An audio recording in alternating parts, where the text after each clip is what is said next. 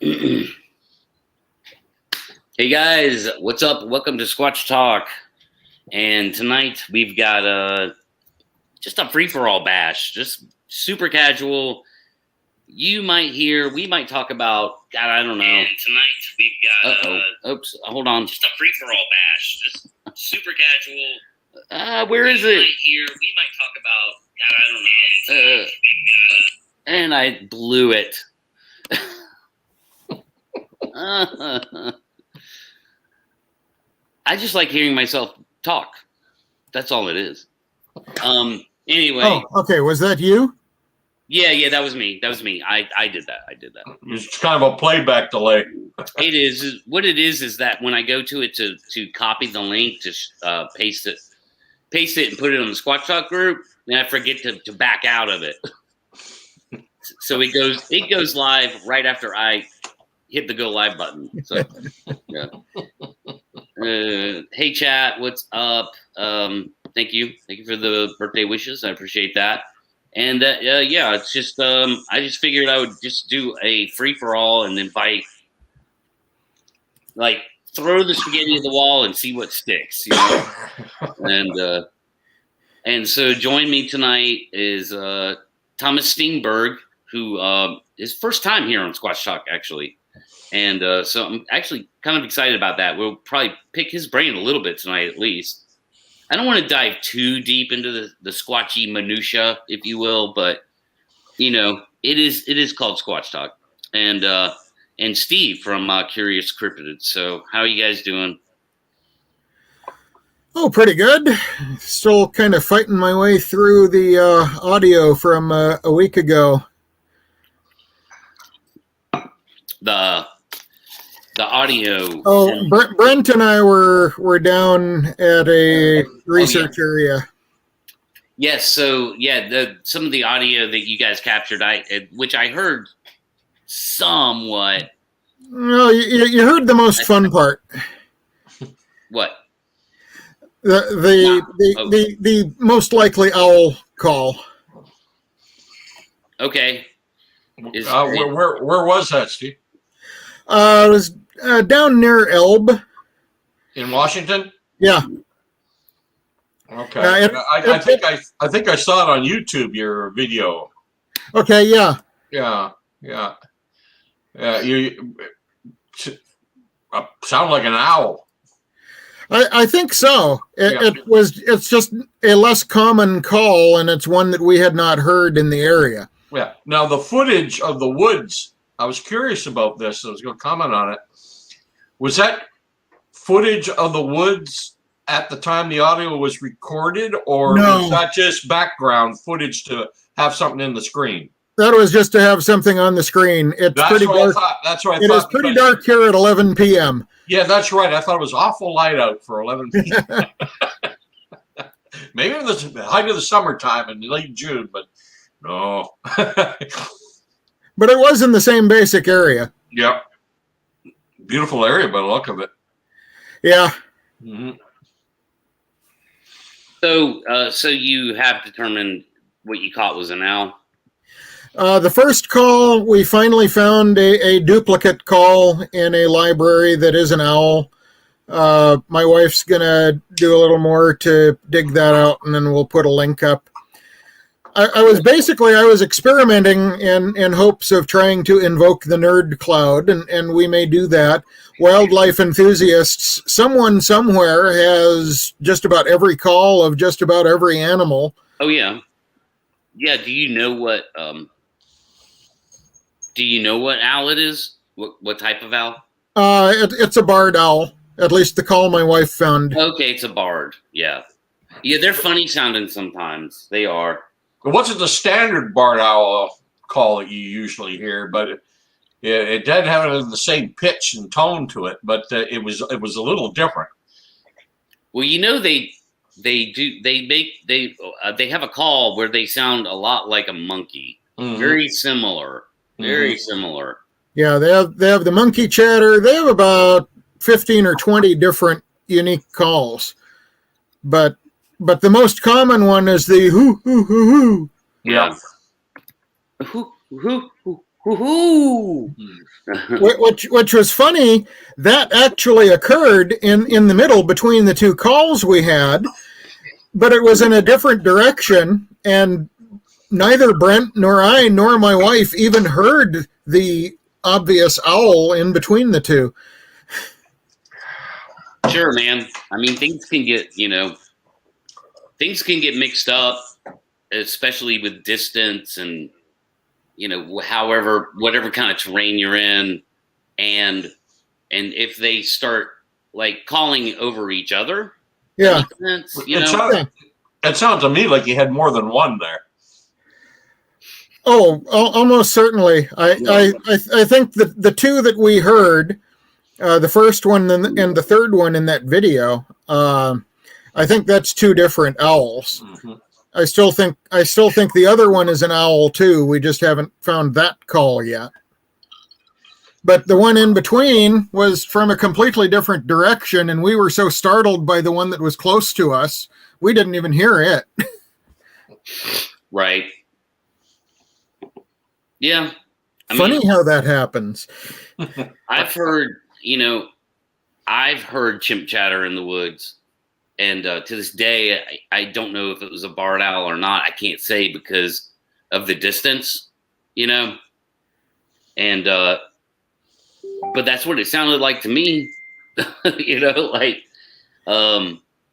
I did hear wood knocks that night. So, I don't know, Wildlife makes such a variety of calls and stuff. My personal philosophy has always been, if you don't see what did it, there could be other explanations for it. And, I've heard so many strange noises in the woods that I was never able to identify. But unless I see it, I'm not going to say a Sasquatch is responsible for it. And, too many people like to jump on the bandwagon nowadays and say everything is Sasquatch related. And it's almost like it's wishful thinking on their part rather than seriously considering what could be making the call. Yeah, it's almost like it's what they want it to be. Yeah. I have a good example. Ignorance, though, even if it's not what you want it to be, ignorance can play a role. Mm-hmm. And I have a good example of that in my own life when I didn't have a lot of experience in the woods, say even 10 years ago. And I'm still not like a super experienced, like bush guy, but I like going out in the woods. And one day I was with my buddy Ernie on some private land, and he's a lot more experienced than I am. And I hear this roar off in the distance, like this. It just sounded. It was like, and it stopped me dead in my tracks. I was like, "Dude, did you hear that? Oh my god!" Mm-hmm. And he was like, "Dude, that was a woodpecker." Because at just the right distance, a woodpecker's like machine gun knocks when it does the. Okay, yeah. At just the right distance from your ear and whatever the foliage is, that gets dulled into a, but it's still echoey, Yeah.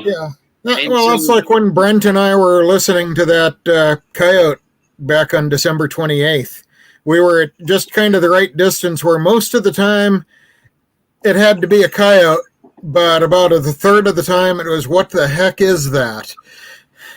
I'm convinced that the coyote's language, if you will, has not been fully documented. Because every time I hear them, they make some different sound. I have heard them sound like hyenas, like not exactly, but close enough to make you go, "Whoa!" Like I want to go kill that thing right now. That's why I went through a hard time in 2006 when we published what we saw on what was going to be known as the Chehalis sounds. I don't know if many of you remember that. A lot of people, there was a couple in the trailer park there that said they had on the flats where there's been numerous reports of Sasquatch in the past. said something was making these howling noises, and the late John Green suggested they put their camcorder out, and they said, well, why? It's too dark out to see anything. We said, yeah, but at least we'll hear what you're talking about. Right. And they did, and we heard them. And we got very excited because they were just like the Puyallup recordings of 1969-70, the Snohomish recordings in 1979, and the Klamath River recordings in 1993. Sounds that I would have bet back then, I bet money would probably turn out to be Sasquatch in origin, just because they were so strange we couldn't figure out what did it. But in April of 2006, Jerry Matthews and myself were out in the flats. We heard the sounds. We went racing towards them, thinking we're going to see what did it, and we did. It was a coyote. It looked like invisible hands were squeezing this animal's guts when it let out this incredible cry. And when a second coyote came bounding out of the bush, they both reverted back to that yip, yip, yipping noise we've all heard a million times.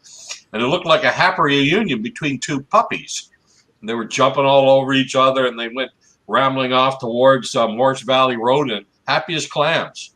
So we were very happy we discovered what was making these noises, and very disappointed when it wasn't what we were hoping it was. Well, I bet a lot of people were kind of unhappy about that. Yeah, they were, especially people who use these sounds, various sounds in their call blasting expeditions. When we announced that it was nothing but a coyote, and more like these other famous recordings, we probably explained them away too, because they were so similar. There were so many people out in the Sasquatch community that just didn't want to hear that. They just didn't want to hear it. I even had one guy say, well, it was probably a Sasquatch impersonating that coyote. And I thought, wow, you're willing to accept a Sasquatch did it, but you won't accept a coyote did it. But okay, that's strange to me, but there you go. I have a better one. It was a Sasquatch that had shapeshifted into a coyote, sounding like a coyote. Nice. Hey, Leon. Hey, Thomas. Hey, Steve. And happy birthday, 55 old man. Prost. And I'm not, I don't even have a buzz, if you can believe that. I find that hard to believe. Leon, I don't. if he's an old man, I'm the Walking Dead. So hey, yeah, well, I'm a little behind you, son. The Walking Dead was still skin on my bone. That is so funny. You guys just did the weirdest thing to me, because as a goof, I put the thumbnail. If you saw the thumbnail for the show tonight on the YouTube thumbnail, that's from the set of The Walking Dead. Yeah. That's funny. Yeah. Yeah, and that's you're wearing the makeup, I see. And that's it's me. Well, I had a mask, so it looks funny because there's like this thing up on my head, but it's actually a mask. So when you stop shooting, you take that thing off. It's the middle of summer in Georgia. So, yeah. Anyway, so that's funny you guys say that. But yeah, I'm 49 years. I'm on the right side of the You're not 49 years old today. Yeah. No way, because I saw. Well, okay, well, maybe you did what I did for 2 times, which I thought I was 55. And then I realized I'm not 55, I'm 54. Because I thought I just finished seeing a post of a memory of a year ago when it was your 49th birthday. And it's pictures of you and your girlfriend. Well, then that would have been a typo. But she posted a similar thing tonight. Oh, maybe that's why I get confused to my old senior. Yeah. One or the other was a typo. Yeah. Yeah, I was born in 1972. So. Oh, happy birthday! Thanks. The year Roger Patterson died. He died in 72? Yeah. I did not know that. How did I not know that? Holy cow! Or was it 71? No, it's 72. I thought he like died in the 80s or something. No. Hodgkin's lymphoma. Yeah, 1972. Yeah. His wife is still alive, isn't she? Yeah. Patricia. Yeah, wow. Yeah, she is. Still lives in the same little house in Yakima. Wow. Doesn't she have? At least she did the last time I talked to her. That was over a year and a half ago now. Yeah. Does she have the original film? No, I was just going to ask that. no, Oh, she doesn't? no, she does not. There's Oh, I a thought that- bit of. You mean the camera original? There's a bit of controversy where that is. Some say it's still in the hands of the lawyer's office in Miami. Some say some guy found what was left of it in a garage sale a little while ago. But we don't I saw really that. know. Yeah. Wow. Oh, I thought Patricia Patterson owned the rights, and that's what M.K. Davis used to put forth his massacre debacle. No, what caused that, and I can tell you, and I kind of blame ourselves a little bit for that. Myself, Chris Murphy, and Rick Knoll, when we were working on Meet the Sasquatch in 2004, we sent a very bad copy of a lecture film John Green had put together in the early 70s. It was a lecture film that he made for public speaking purposes. And that film was had the Patterson Gimlin footage on it, had a few snippets from the second roll of film, Roger holding up the castings under the tree, and a few shots of the footprints. Had another home movie from John at the Victoria Museum where the lady's holding up the mask and everything. And there was a shot of an old couple on a mountainside somewhere, but it was all for public speaking purposes. And nobody had ever seen this. This film had never been put out on the net or anything like that. And MK and the late Bobby Short and Pilates got a hold of this, and we were, because MK had a good reputation among us all for the stabilization work he had done earlier on the PG film. He was looking at this, and parts of this film was the Blue Creek Mountain footage, which was mostly the Hindens from the previous August, September. He thought he was looking at never before seen footage of the Patterson Gimlin film. Right. And that's where all this massacre stuff grew out of, in my opinion.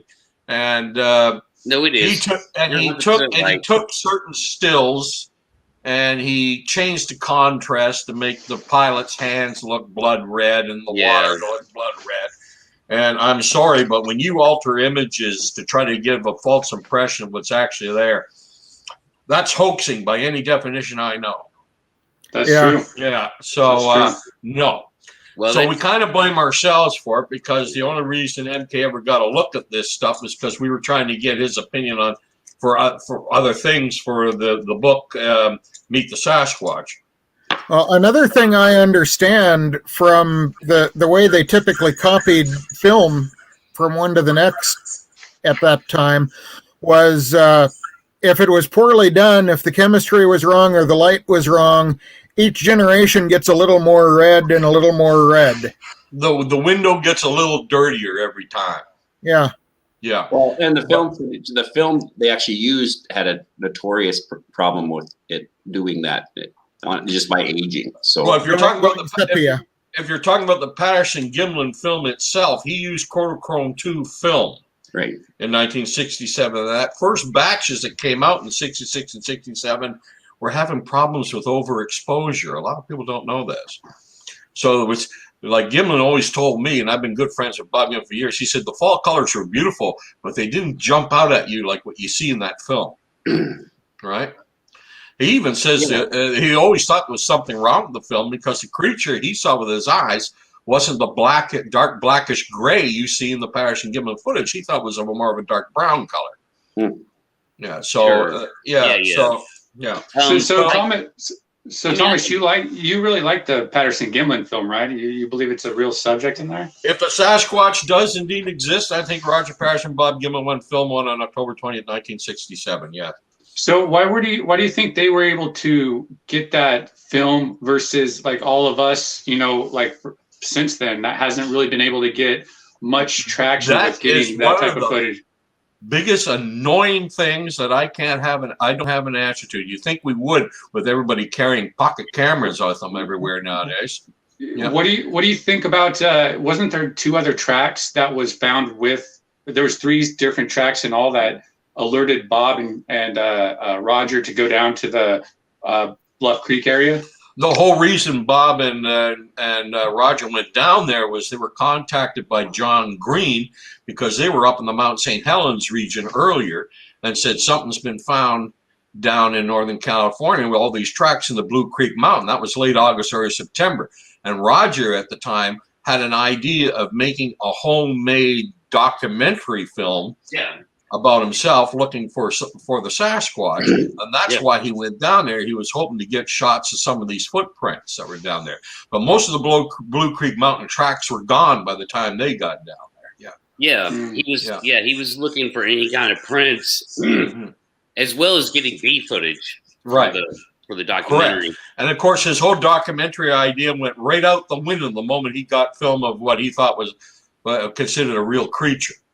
Yeah, I think that took them by surprise as much as they took it. Oh yeah. But I can answer your question, Brent. I mean, I have a theory on it at least, and no one's. I don't know. I'll give you my theory. They were out there for 2 weeks on horseback in that area at that time, and it's fairly remote. You know, I know that they were building a road nearby, and so there was logging going on, but it's fairly remote. And out there for 2 weeks on horseback, who does that in the Bigfoot world? Nobody. It's all weekend warrior type of stuff. Yeah, well, Roger Patterson could, because he was basically self-employed and never liked working for other people. But Bob was having problems. As a matter of fact, he wanted to head home because he had a job and responsibilities. So, and they were operating on Bob's money, Bob's gas, Bob's vehicles, Bob's horses. Yeah. So it's not very likely that that's going to be a hoax scenario where they're going to, waste all that time and money and resources into a hoax. Plus there's only one take of that too. Usually if you're going to do a hoax or something, you'll have multiple takes, and Bob had a loaded weapon too. And, I don't know. I like the Patterson Gimlin film. The Freeman film is the one I'm very skeptical of. If they were going to fake it, I don't think they would have wasted 3/4 of the roll of them shooting each other, pulling the pack horse through the fall colors. Yeah, it's only the last 952 frames of that roll of film where they picked as the encounter, and then he just kept the camera going until the film ran out. And then there were 100-foot rolls, right? Yeah, that just doesn't make sense. Yeah. I say, and of course, back then you had no way of knowing if you actually got anything until you got the damn thing developed. So I say this. Here's my thing about all that, and it is my biggest talking point is who in the world, what person in the world could fill that volume, even if it were some kind of suit that could not have been constructed at the time. There was no 4-way stretch, spandex, latex. The materials didn't exist.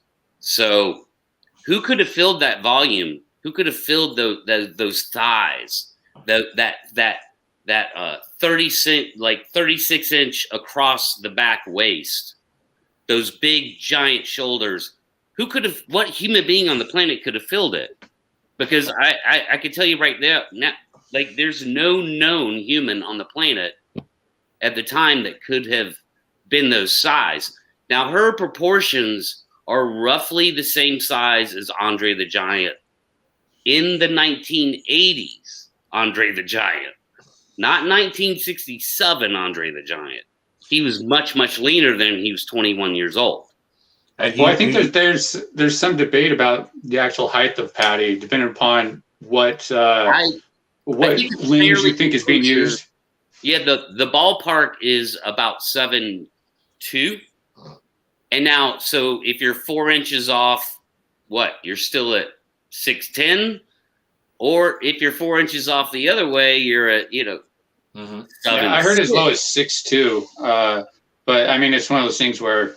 I mean, who really knows? I guess there's been some geometry and trigonometry done as best as can be done with that type of film, and I'm fairly confident that the 7'2" mark is probably about right, because even if that thing was 6'2", it still had a huge volume to it.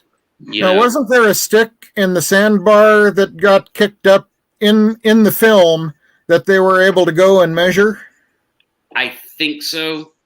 And that stick today is in possession of Eric DeHinden, and he still has it, as far as I know. So with Renee, sorry to Bogart or whatever, but with Renee, he has a lot of information still, doesn't he? Like a lot of his notes and all that stuff, doesn't he? That's still kind of just lingering, and is his family interested in the subject at all, or?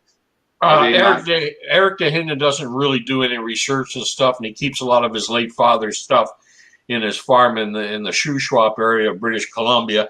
But a lot of Renee's paperwork and files ended up in the hands of Larry Lund after he died. Okay, Larry Lund, yeah. Yeah, he's. I really liked Rene DeHinden. I liked his swagger. He spoke his mind, and he was confident in what he said. Oh yeah, Rene was Rene. There's no other way to describe it. Well, they were all kind of confident back then in the 70s, weren't they? All kind of like confident. One could even argue arrogant. Didn't they? Wasn't there a lot of infighting between like the old school? Well, I'm one of the few guys that knew them all and could do work with them all, and never got sucked into their personal wars. Yeah. I mean, you couldn't get them in a room together half the time. And for some reason, like Rene would always, every time I was with Rene, he said, "So what does that technician think about this or that?" And I'm not going to tell you, Rene. I don't tell him what you say, and I won't tell him. I won't tell you what he says. he didn't like it, but he didn't hold it against me. And he held it against so many others. I don't know why. Yeah. So I have a question. Steve, you were talking about that stick they found. Is that because of Coalition of Critical Thinking had that little math, somebody posted that little math test there to figure out how big, what's his name was? Kip? Yeah. No, I'd seen that mentioned in another documentary somewhere. Yeah, because they posted it there, and it's a 24-inch stick on a 45-degree angle. Right. And then Skip is walking there, and then I'm not too sure. I can't remember the guy's name. Actually, the original post, Brent, you might, or Pat, you might, but I think it was Daniel Perez. Oh, that's right. And I mean, that's kind of good things to be teaching people, though. I think it is, but if I don't know if that was a rub at the Patty film or not. No. He actually put it out there to see if people knew how to do it, because it's you need that information. That's good quality information. If you have something like that and you see something and you find a stick there and you can figure out what the stick size is, you'll be able to negotiate what size it actually was. Well, a lot of people thought that with the Patty's feet, because the tracks are 14.5 inches long. So that we know. And that is definite information we can go off of. Therefore, that's why I'm definitely in the Meldrum camp on this, where he as a professional scientist is fairly convinced Patty was about 7'2". She wasn't 6 feet. She wasn't 10 feet, right? To be fair, it did, And 7 foot is a general number that I've heard, but I've heard as low as 6'2", and I think it was first initially thought it was like 8-9 feet tall on the first initial and plus measurements of it. Plus, we have a witness, Bob Gimlin. Yeah, they don't make it. Yeah, he was closer to Patty than Roger was, and of course Roger's looking through Roger's gone anyway, but Bob Gimlin was there looking at this thing, and I don't know. Pretty sure if we could call him up on the phone right now, he'd probably say she was about 7 feet tall. I don't think he would say 5 feet. No, he always said she was almost as tall as he was, and he was on horse. There you go. Because it was Bob Hieronymus that I think was the man that most alleged in the suit, and he had one eye, so it was like, man, if he was in that suit, it's like he would have done really good on one take, with one eye looking back and doing all that stuff. I still say, what suit? I see zero evidence of a suit. Like the technology for that form, and I mean, you can see her legs, her giant calf muscles, dude, her glutes. I'm not trying to be weird. Well, Philip Morris said he did it. So Philip Morris claims he did it. Yeah. Yeah, but he obviously he hasn't been able to replicate it. No, and when he tried, Caro would have a hard time replicating it. Again, circling back to my thumbnail. He tried for a National Geographic film, making a suit that actually Hieronymus wore, and they were so unimpressed they decided not to use any of the footage. They said, "Gee, Morris, you did a better job in '67 based on nothing than you're doing now based on your so-called own design." So, yeah. There's a local guy. Conclusive. To me, it's very conclusive. I've researched it as much as I can without building a time machine. So. Yeah, and the film site's more remote today than it was in '67, but even then it was hard to get to. There was a road right along the creek back then, but it had been discontinued since '64, and great parts of it were washed away, but there was still some of it you could follow for good stretches. You go there today, it's completely gone. Yeah, it's Bluff Creek. You're right. Bluff Creek is people think it's the mecca of the Bigfoot world. It's like, no, it's very hard to get to. Not a lot of people go there. Yeah. I've been there twice myself. I was there in '83, and you could still recognize it barely because the clearing was filled with new trees growing. They were about 5.5, 6 feet tall at the time. Yeah, that would have just been 16 years later. Yeah. Right. And when I went there a second time, 2003, it was a forest again. So it wasn't even a clearing anymore. The great work done by I think they call themselves the Bluff Creek Project. They've confirmed that a lot of the artifacts you see in the footage are actually still there. The big tree, the smiley stump, and all that. The big log that you see in 352, it's gone. What about what about the tree that was like that had been knocked down or had fallen over? The cypress. That's when that's when he mentioned it. It's no longer there. It's not there. Matter of fact, the Hindu noticed it was lying straight on the ground when he was there in the mid '70s. It had fallen over. Yeah. So it's not there anymore. Not even the root. Not even the root ball. No, it's completely gone as far as I know. Yeah. It could have been from flooding too. Yeah, washed out. Most of the new trees are new cedars and firs growing up. So, yeah. So Thomas, what is your opinion about the Paul Freeman footage? That's considered the second best footage in all of the subject here. I assume you're talking about the one where he goes, "There he goes, there he goes." Yeah. Because Freeman took a couple of films. I heard that there's another footage, but it's so rare that you can't find it, which I'm just finding. I've only seen it once, and he took a series of still photos too. Now I'm only expressing my opinion. Yep. As far as I'm concerned, the Freeman film is his son Dwayne in a suit. Mm-hmm. Dwayne is a big man, just like Paul was, and I think he used the same suit as he did in the earlier footage and the photos. But that's just my opinion. That's just my opinion. Yeah. Paul Freeman. I knew him. As a human being, you couldn't ask for better, and I can state with an absolute confidence, if the world was filled with Paul Freemans, the world would be a better place. But for some reason, on this subject, Ivan Mark syndrome. So do you think he originally had experiences before, and then he just kind of wanted to keep that magic going? In '82, when he had his first encounter as a watershed ranger, I believed him, and I defended him a lot longer than I should have. But then Rene would tell me, "Go talk to Aden, go talk to this guy, go talk to that guy," and I did. And I listened, and I learned. And Paul's coworkers basically informed me that he talked about nothing but Sasquatch from the day he started the job. And his manager told me that, I've had a dozen guys do that route that Freeman did, never saw a thing. And the first time Paul Freeman goes out, he sees Sasquatch. So, yeah.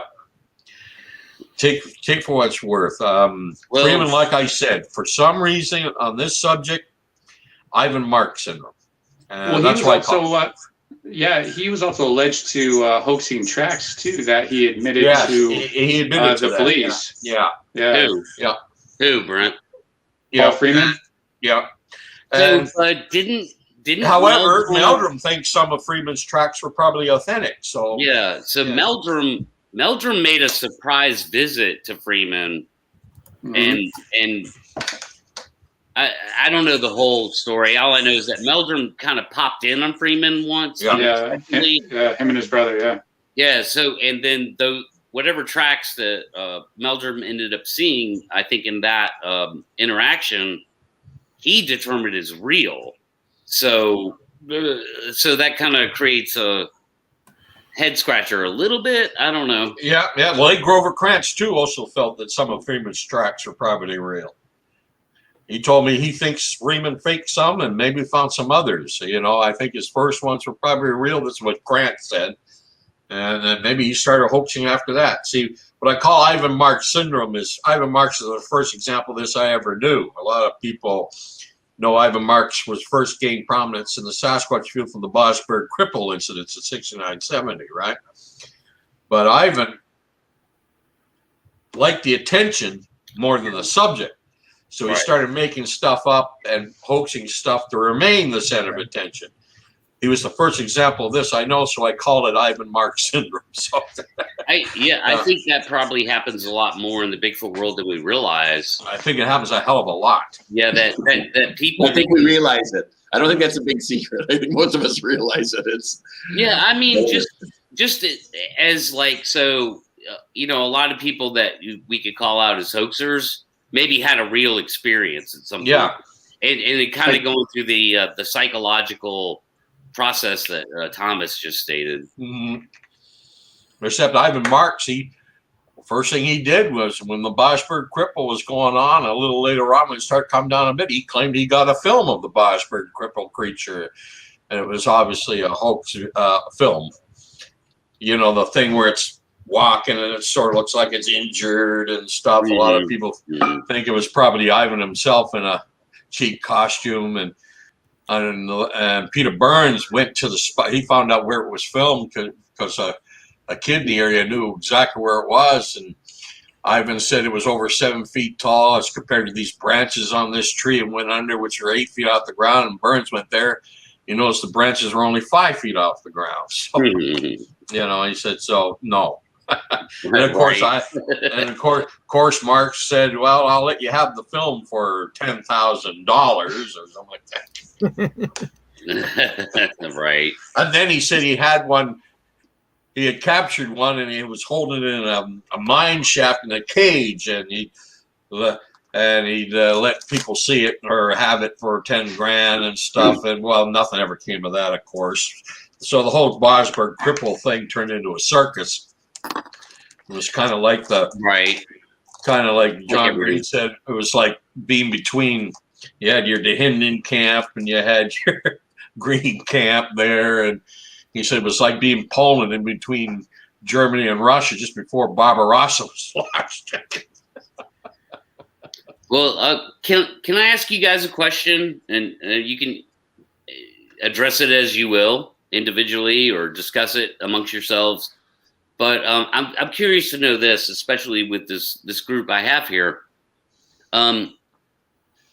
There's a compilation of sort of what you would say are outlandish stories in the Bigfoot world, so that go way beyond just like a 30-second stare down with an obvious 8-foot tall monkey man, but more into interaction.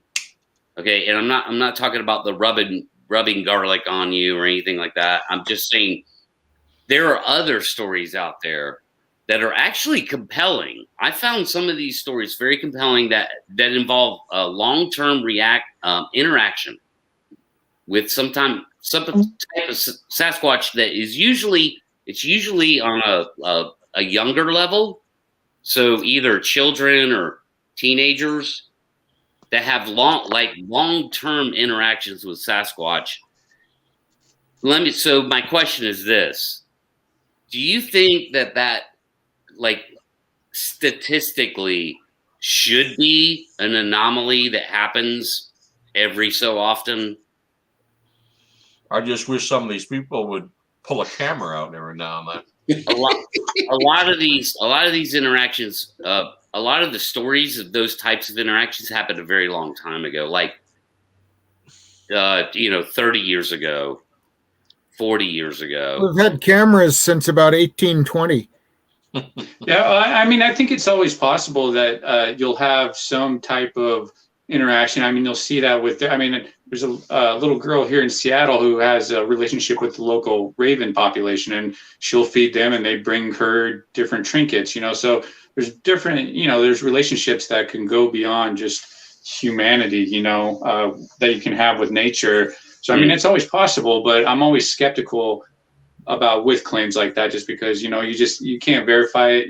It sounds nice, but we've also found that and seen that there's a lot of hoaxing going on where a lot of people say that and it ends up not being true. Janice Carter being one of them. And so it's like, right. It's like, it's unfortunate that there's so much negative and hoaxing and lying going on that it overshadows, the good potential stuff.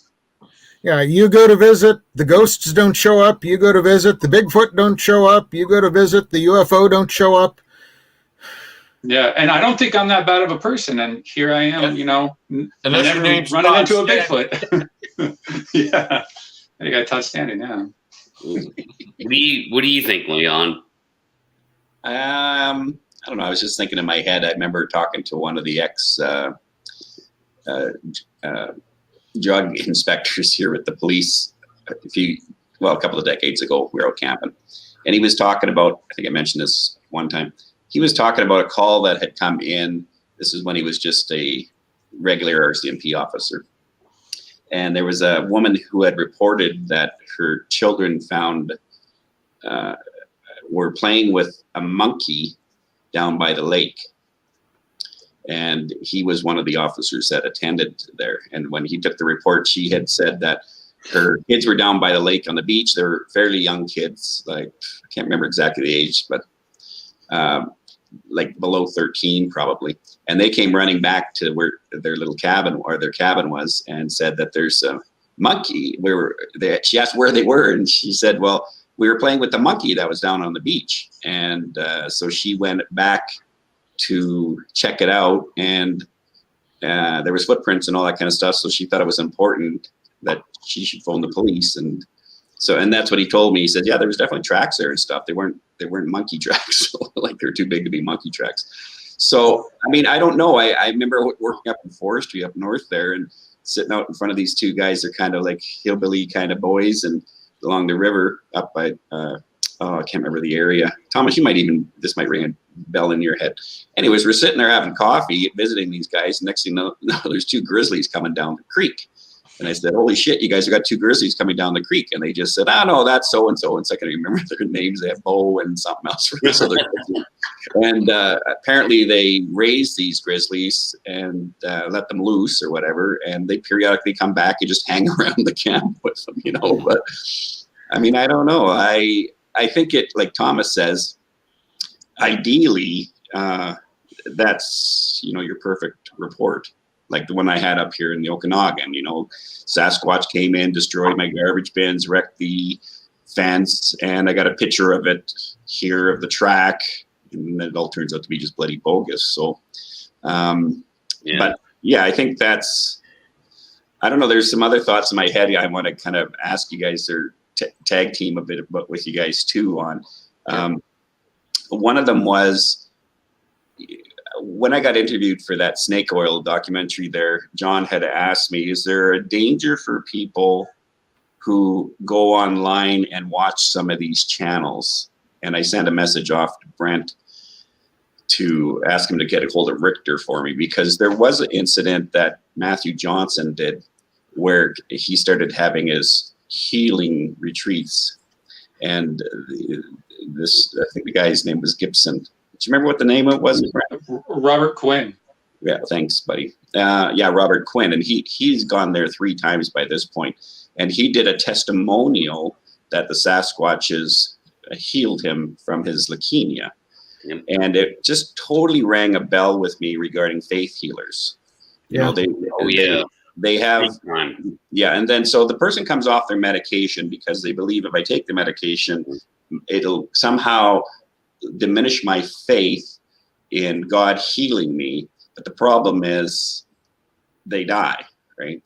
And the other thing about that testimony, in the testimony, when you watch that video, the guy actually says they can cure this, but the regimen is very difficult.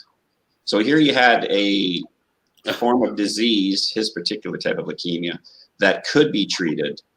And somehow between the narration and interaction with Matthew Johnson and what he was declaring, he went into magical thinking, believing that, and this happens a lot with people when you're close to death, you'll reach out for anything. And so the first question I have is, if anyone's watching right now, is I'd like to know more information about that story. I got Brent out there and a couple of other people checking in on it. Well, I could probably get you just tell you something right now. Sure. The more information on that is Matt is now claiming that Robert Quinn is coming back as a Force ghost type of thing, like on Star Wars. Kidding me. Yeah, so he's actually interacting there that obviously no one else can see, but Matt can, interpret his essence or whatever. But yeah, so he's there with all the, I don't even know what his force people are. Do you know, Brent, if that's in one of his videos where he says that? It is, yeah. If you go in the coalition and just type Matt Ghost, or I'll try and locate that video, help you locate that video. But I was trying to track down his obituary just for legal purposes, right? Because here you have the testimony, so you got the guy actually saying it. We have his obituary where he's actually passed on, and that because there's some it used to drive me crazy a lot of times, even before I got online doing the Bigfoot stuff, which was people's brain in regards to being in the bush. You have no idea what nature is anymore. That as much, I mean, we probably do a bit more than most people, but there's some terrible things that can happen to you in the bush. And this idea that we're kumbaya, one with nature, that attitude can get you killed when you're in the bush. People can't people killed. People can't imagine doing the things that I used to do growing up, going out and camping. I mean, my family would go out camping, but I'd go up on a weekend on my own and camp in a lot of these areas. Never gave it a second thought. The forest is wilderness, and wilderness can be cruel and brutal. Yes, and it's no place for the timid. Yeah, you gotta respect it. Like Les Stroud said it best, and so I'm not going to take credit for this. Nature doesn't care. Right? It's not out to get you, and it's not out to be your friend. Nature is just nature. It doesn't care. It's going to do what it does, no matter what. Yeah. That's why when people are like, "Oh, don't worry about taking a gun out there. They'll ruin your interactions." It's like, geez, are you serious? It's there's a lot of things to worry about out there. You got bears, cougars, other people, there's a lot to definitely fear out there. And there's a lot of people out there giving bad information. Yeah. They'll get closer. And it doesn't make any sense. All these statements we make, well, don't take a gun out there because it'll stop your interaction. Well, then why do we have reports of hunters bumping into them? Right. Yeah. Don't take a camera because it can detect a camera. Well, then how come we have blob squatch pictures? Or we're driving in a vehicle with gas with a lot of electronics on it on the roadway, and they're I don't with electronics. They're like it's like there are a lot of people that just like the merry-go-round of excuses to keep them. Yeah, it's the excuses, and I can't deal with those excuses. It's like if you're interacting with them on a regular basis or are able to track them or whatever, man, you should be able to get some sort of better footage or any sort of evidence. Yeah, and there are a lot of people who call themselves researchers who really don't want to see this mystery solved one way or the other because they like it the way it is. Yeah. They like pretending to be a modern day Mulder and Scully. It's LARPing. Yeah. Live action role play. So they're out there playing this role of a Bigfoot researcher, and they're out there creating all these. That's a good question. Here's a good question: Would some of those like researcher type YouTube channels, or even my YouTube channel, for instance, would they blow up or become completely irrelevant if the world knew tomorrow? Yeah, well, I personally think it's a fair question. Well, if the ball of confirmation started rolling, I saw a video today. Some guy saying he's got a frozen Sasquatch carcass that was in a freezer for 50 years that he got from his father. I don't know who he is. Dude, that's satire. That's Peter Kane.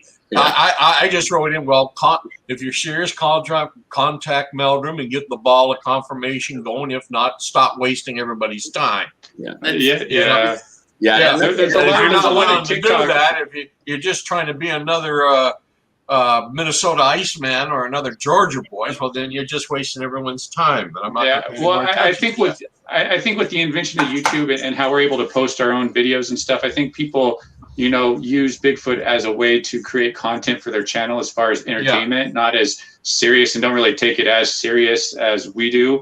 So there's a lot of parody stuff going on. And that's what you saw, Thomas. You saw parody. That guy's a comedian. Basically, he's like he's an entertainer, and there's a few other channels that will do that too, where they just do it to create entertainment and not so much. They don't really care about the research or anything. They probably don't even believe in Bigfoot, but they're just doing something for fun, and those are the ones you don't really.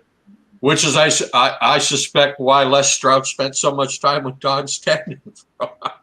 I don't think he believed him for 1 minute. No, I think they used each other. I think they used each other to promote each other.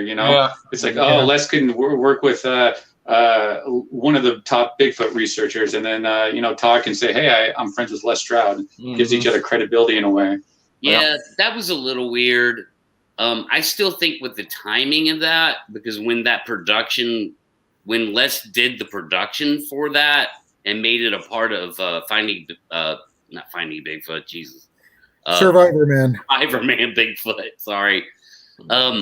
I don't think he was quite cued in like he would be now. That's for sure. Now whether he understood what he was dealing with or not, that was a long time ago. There's no way anyone understands what they're dealing with when you come online. I mean, that one part where he says, where even Les says he heard something outside his tent when he was with Todd Standing. He says, "No one knows I'm here." I said, "Of course he knows you're there. Todd Standing dropped you off there. He knew exactly where you were." Yeah. Right. Oh. So okay. So here's another one for you. Okay. Thanks for that, Brent. By the way, that information. The other one is. Before you go on, I'm still waiting to hear back from that other person that has the direct knowledge. So once I hear from there, I'll get you that. Nice. Thanks, man. Yep. The other thing is that you guys were talking about this earlier, is this temperamentalness that ends up coming into, like I have people that say, come out. Well, you get these different types of people that say, well, come out to my area and investigate. And sometimes people they ask you because they don't really know what they're looking for. So they're asking your assistance to help them find what they're supposed to be looking for. Other times it's to get other people from other channels onto your channel so that you can actually, look like we're cross-pollinating. Borrow credibility? Yeah, that kind of thing. Yeah, 100%, Steve. And then, but what ends up happening there, and I've seen this so many times online over and over again, where this rift happens in some way. And it can be over something that's as stupid as they're intimidated by your perception or your capacity to maybe look more clearly than what they are, and that almost threatens their own narration that they would be doing on their YouTube channels. Right. Are you guys following me on this so far? Yeah. Okay. So the question is, with the amount of people who are still and I would put them in the camp of beginner citizen researchers. And the reason why I would put them in that camp is because there's not really a school for training citizen researchers in regards to Bigfoot or anything. Yeah, well, at least the academics, if you're working you're going for your PhD under another professor, he gives you some type of guidance, right? But out here, it's, we use all the terminologies and stuff, and it's like this pseudoscience stuff, words we like throwing in there to dash things up a bit, like we sound like we're more important than what we are. And I think Max said this one time. He said, well, Leon, what happens when you meet somebody? I think he was worried about me meeting him, and I think I understand Max and where he's coming from. But he said, well, what happens if you meet me and later on you find out I'm a complete freak job?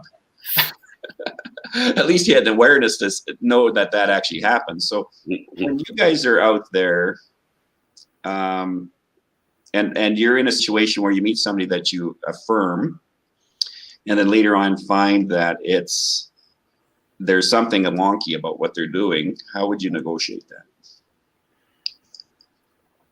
Well, if I and this has happened a few times in the past, I've been called out by someone who's a researcher, but they think they have found evidence, and I find common explanations for a lot of the stuff.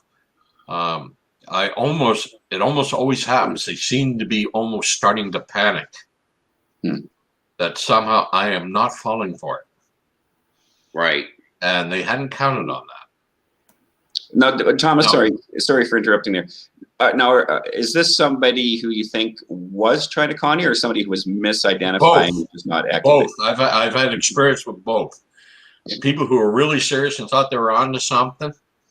And there's even a few cases where, maybe they were.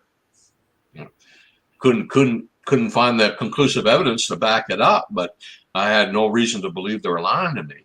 But I had some people. I've also had other people who were setting things up, and I think the whole reason they want me out there so they could say I looked into it and I'm backing them up, right? But when I start pointing things out, well, this isn't right, that isn't right, or there could be other explanations for this. I can almost see it in their face. They start, oh crap! How am I going to get out of this one? I've seen it more on several occasions, and it's almost like a panic.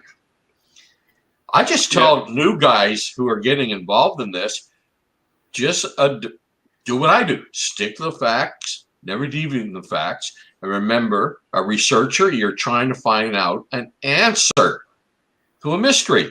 You're not a religious leader trying to push a faith, okay? Right. It's not. You're not out there to convert the world and believing that the Sasquatch exists. Hell, I gave up on that 20 years ago. Yeah, instead of proving it's a Sasquatch, trying to prove it's a Sasquatch, prove what it is. Yeah. Prove what it is. And as a researcher, you have to accept the possibility that in the end you could turn out to be wrong. Yeah, it is really hard to try and negotiate with those other researchers who feel that they have evidence when it's really not, in fact, evidence in your own opinion. Yeah. Just because you have a different perspective of it. Because some people, can get lost in the story of what they're investigating by creating a storyline with evidence that they think that they're collecting, and it goes off on this whole tangent of this whole storyline of like, Bigfoot's doing this, we see him do it, I think they're doing this, and it just creates this whole storyline that really they're not proving in any way, but they're telling you all this stuff as if it's a fact, and it's a really hard thing to negotiate, and I actually see that more often than not. And for me personally, I try to talk to them about it if possible, because sometimes some people you just can't talk to about it. It depending upon what it is I just kind of navigate around it. If they believe in something that I don't believe in, then it's okay that I'm not going to go out there and try and disprove them. It's irrelevant to try to. I just if they want to believe that, that's fine. It's not going to be detrimental to our relationship and to the research that we're actually doing. Steve, you want to share something there? Well, no, first of all, no religious believer is going to be convinced by any level of fact. No. They have their narrative, and that's where they're going to go.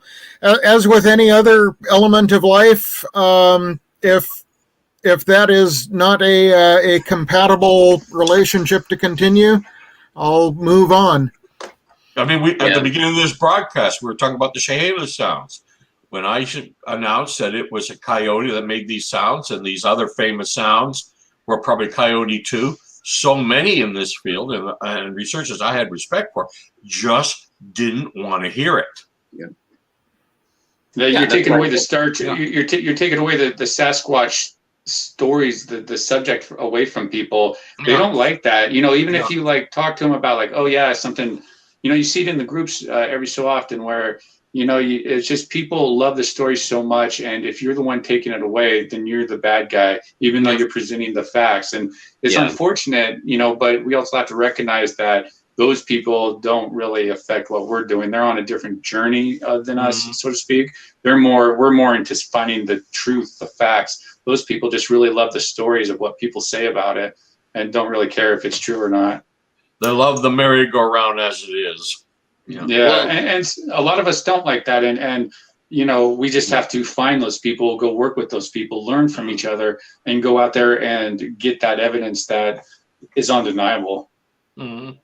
Yeah, and so like a big, huge chunk of the Sasquatch world, the people that gobble up everything Sasquatch, it has become a big element of people who have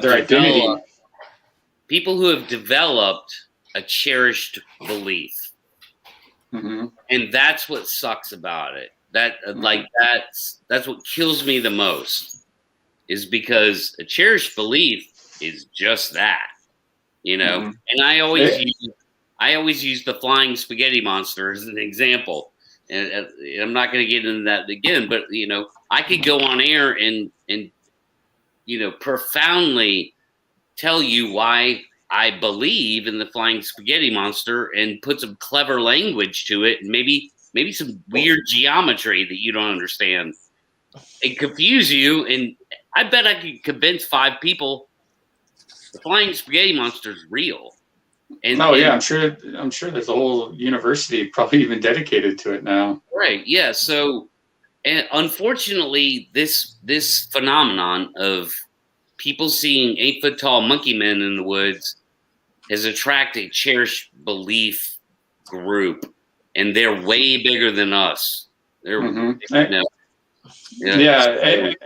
and we just have to recognize we don't fit in with that crowd, that we fit in with the crowd that's more like us. And so we'll just go gravitate towards those and not be, too disappointed in the people who don't want to go on our journey.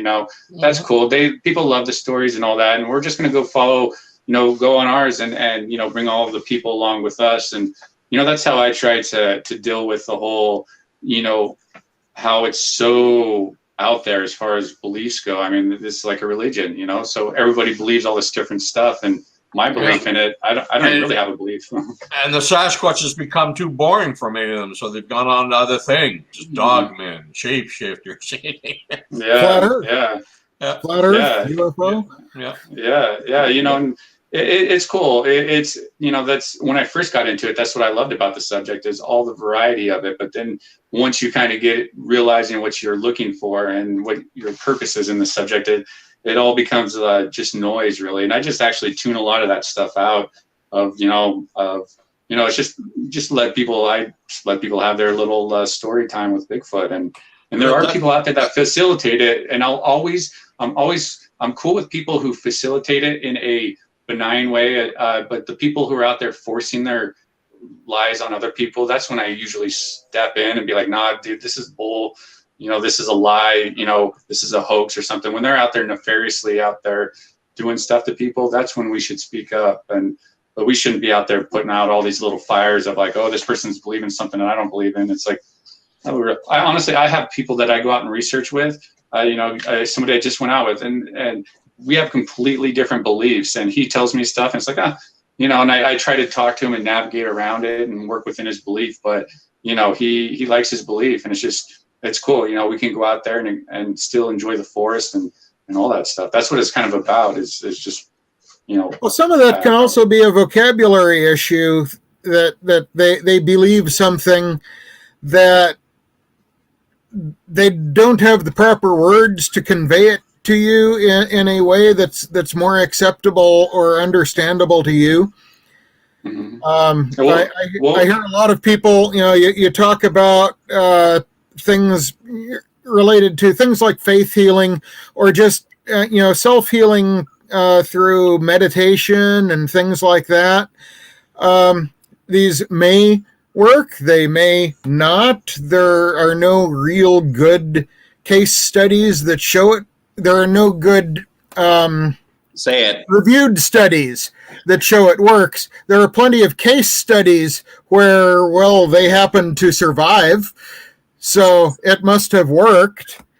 Yeah, but again, the research that they're really doing now on the placebo effect is there's something about it, the 30% that seem to get, whatever. But, in regards to these other claims that are out there, I mean, it's madness in my mind. It's absolute madness. And it doesn't help move the issue forward. And I think when you're talking being run by the inmates. Yeah, well, no, totally. And it's probably a good way of saying it. It's not that, I know for people listening, they always misinterpret us, I find, when we're online, because they always think we're ragging on the Bigfoot community and we're ragging on that. And what they're not seeing is years of frustration of listening to shallow capacity of a person's ability to collect and vet information. And, like Steve, when we were talking about the baloney detection kit, when I couldn't click in my head what you were talking about there, because I knew it as a different term. And then, but it's a great way of saying it, but it's 10 steps, and it's good 10 steps to use. You're not there to prove it's a Sasquatch, you're proved to find out what it is, though. Mm-hmm. And again, that scientific approach, the idea is up here, put down on the topic down there. That's not the scientific approach. Scientific approach is you start with what you know and you build on top of that. Well, it's just like with those audios that me and Steve collected on the last overnight outing. It's like, I really thought that in real time that sounded like a man and a woman screaming. We didn't hear the owl sound, and we really wanted it. I wanted it to be Bigfoot, but realistically, it's probably not. And then we're finding sources that it's not, and we just have to accept that. And it's disappointing. On a side note to that, Brent, was I blitzed out that audio that you guys did, the one you sent me, Steve, on a whole bunch of different pages. One of the common responses was, well, besides people thinking it was an owl and stuff, which is what you're looking for. Or I think it's an elk. I think it's a coyote. I think it's a fill in the blank. Yeah, but the other nice comments were, I'm really glad how you guys are doing this. Exactly. Where you're sending it out to everybody and you're looking at it before you're making it the declaration. I think that was one of the last read. And I thought, that's what we're here to do. Or, poor Thomas has been in the asylum for 42 years here. So let's help him kind of negotiate his way at least to the front door so he can stand outside of the asylum. Well, that's what I think it's all about is it's creating examples for people to kind of use for their own personal investigations that they have, or for their groups, and that's what I think it's about. And this was I'm all about examples. I think that we learn off examples, and this was an example of that. We were excited when we first heard it and first the initial, but then we did our due diligence. We didn't put it out there like most people would have, like, hey, this is Bigfoot, guys. You can't tell us it's a Bigfoot mimicking an owl type of thing. And but heck, Brent, we were talking ourselves out of it within 30 seconds. Mm-hmm. Yeah, Steve, exactly. Steve, you did the right thing. You recorded it and you put it out there. You didn't say this is a Sasquatch. You said this is strange. What might it be? Yeah, can we find sources for it? Yeah, that was the right way to go about it. Yeah, that is the right way to go about it. Yeah. What am I hearing? Yeah. Well, I think that's what's going to be changing things online is when you're worried about being outgunned by this avalanche of just people who aren't kind of trying to take the approach we're taking.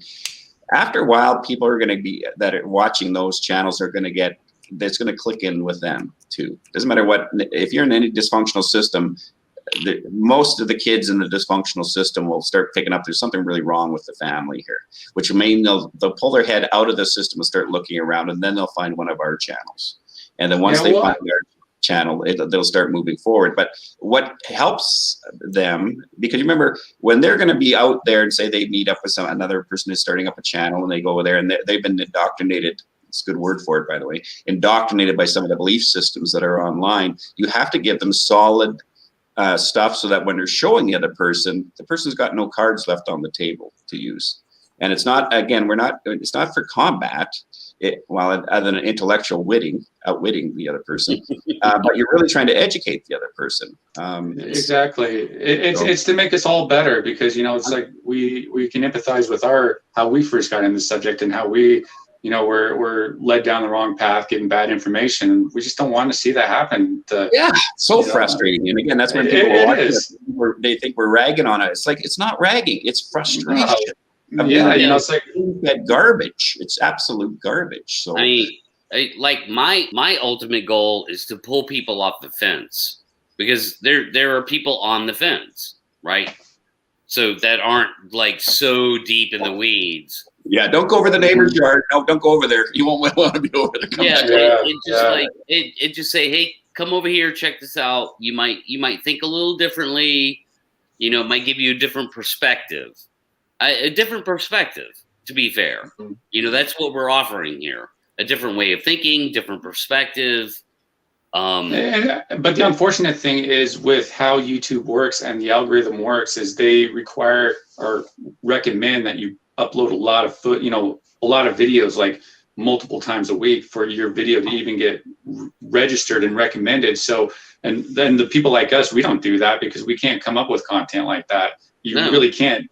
You have to go out there and fake it to make it type of stuff. And that's something people have to recognize as well, is that, these people that have the 40,000 subscribers or whatever, they have that just because, they're pumping out so much stuff that, it's all part of this game, all part of the system. And that there is one of the biggest flaws or one of the biggest reasons, I think, is what's promoting a lot of this bad crap. It's such a popular platform that people use, that it's saturating it with bad crap, and it's all because of how the YouTube algorithm works, unfortunately. And like us, we don't. But that's how social media works, and that's what social media is more or less about, the way we've created it in this society.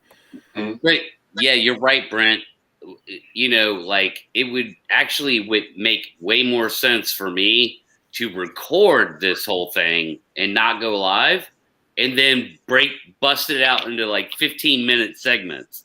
You know what I mean? And so that's more content. Which fits what you're talking about with the YouTube algorithm, which would make it by default whatever percentage more popular. And growth. So are we going to deal with this comment here? Oh, this one right here? Yes, somebody should. Are they actually down in Florida right now? With Mr. Mark Zaski? That information is classified. Yeah. Are they actually which trip? The BFRO has been to Florida a number of times over the years. No, this one here is a private expedition that is through Bigfoot Odyssey and Mark Zaski. Are you familiar with Mark Zaski down in Florida? He puts up a lot of pictures that a lot of people say is pareidolia, which I do. And so they're down there in Florida with the gators and the hogs trying to find Bigfoot in this area that Mark has been investigating for the last many years. Yeah, they're not there now. No. No, they're about. They got to keep in mind, in Florida too, there's an area in the Everglades, and you can actually take a tour where a population of chimpanzees is thriving. Really? There's like 12 of them or something like that, and there's another area where they think there's a number of orangutans living in Florida as well. Ooh. And of course, Florida now has more Burmese pythons than Burma does. So, all right, wait, did you just say like feral chimpanzees? Yeah, I'm not sure what kind of chimpanzees they are. They all apparently a few of them escaped a number of years ago from some facility. and they've breeded, and there's now a population of about 12 in this little island somewhere in the Everglades. Don't know the exact, and there's actually a guy making money taking tours so you can take pictures of them, on those fan boats. Really? Yeah. That's a thing? Yeah. You guys know about this? Yep. Oh, I didn't know about that. Well, that's because you're not a believer. Yeah.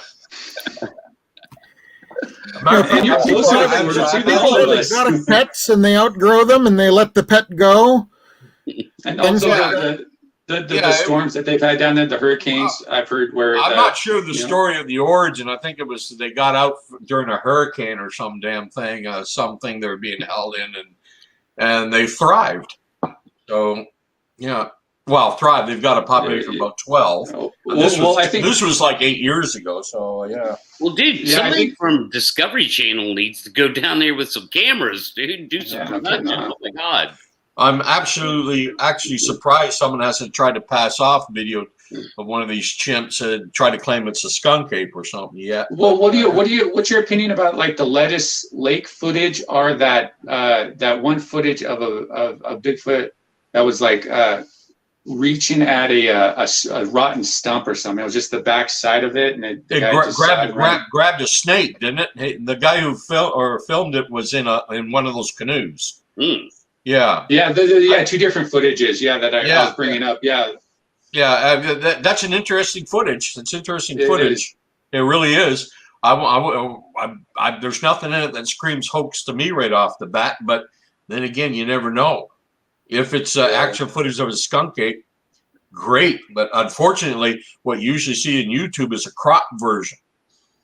I've only seen the original version once, and I can't seem to find it anymore. He was actually quite far away from it. They had to blow it up to get that.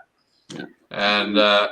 And he just heard the noise, and he just started shooting towards this thing. And he saw it, and he thinks he's not sure, and he had to look at this footage blown up later on that was grabbing a water moccasin out of the water or something. And I'm not sure too many guys in a suit would try to do that just for.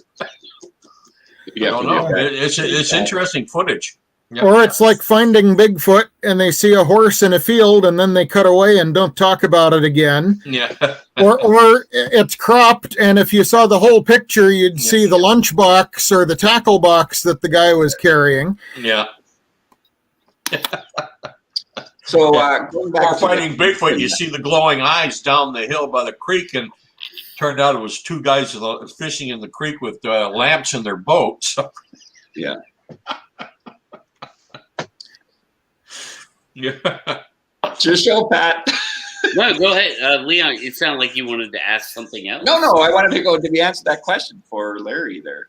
I want to point out one other thing. Somebody keeps saying about going online and, they're doing it for the money. I'll give you a breakdown of how much money you make on YouTube. So if you have 1,000 views, you make anywhere between $1.20 to $6.70. That's per 1,000 views.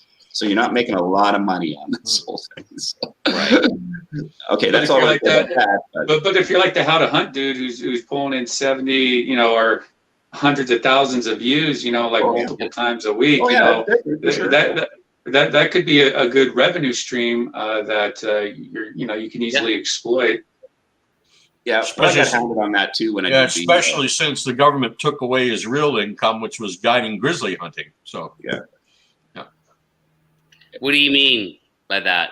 What do you mean the government took away that? Well, you can't hunt grizzly bears for sport here, only in certain times a year now. Yeah. Yeah. There was a big outcry, and he used to guide hunting, especially where he is, and grizzlies was a big part of it. And they took that away from him. Yeah. You could still guide city folk on elk hunts and but there's a difference between a $50,000 guide. Yeah, there's a slightly different fee structure. Yeah. It's okay. I didn't know that. Yeah. Thank God we don't have grizzly bears down here in Georgia. Please. You guys come on. You're looking for Sasquatches. So you're looking for Sasquatches. I'm not looking for Sasquatch, Leon. You know me. I don't want to have anything to do with them. All right, drone boy. Birthday boy. Drone birthday boy. Hey, I'm going to find him with a drone. This is the best episode of Squatch ever. You know what you should do if you see a Sasquatch is you should run your drone into it so the blades cut it and you got the DNA sample on the blades. That's what there you go. Yeah.